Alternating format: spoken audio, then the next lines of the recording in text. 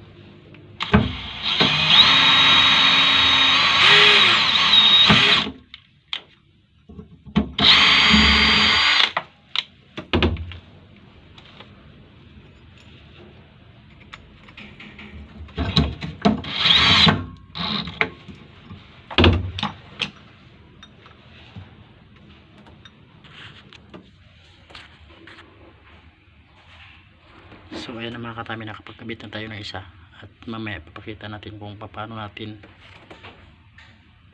i-proseso sa pag-lock. So putulin na natin mga katami. Ayan o.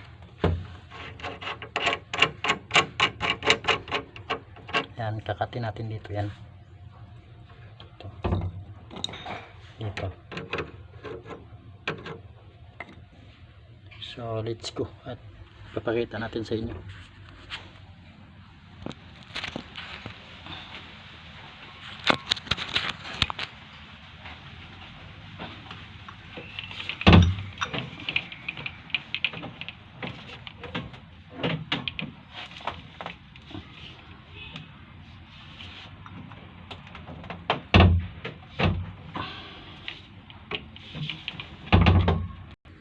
So ayan na guys, puputulin na natin dito.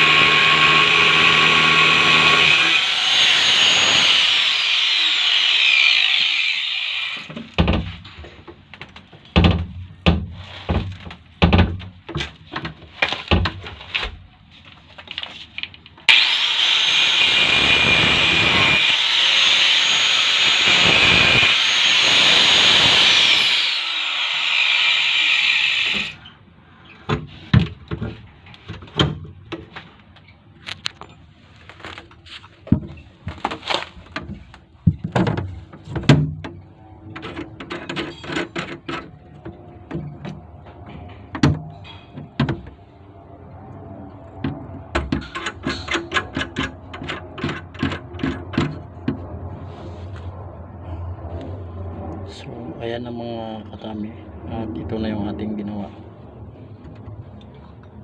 So pero hindi pa yun ganun ka-smooth i-tornilyo, at gagawin pa natin yan. So ito na mga katami, at smooth na siya, buksan na yun.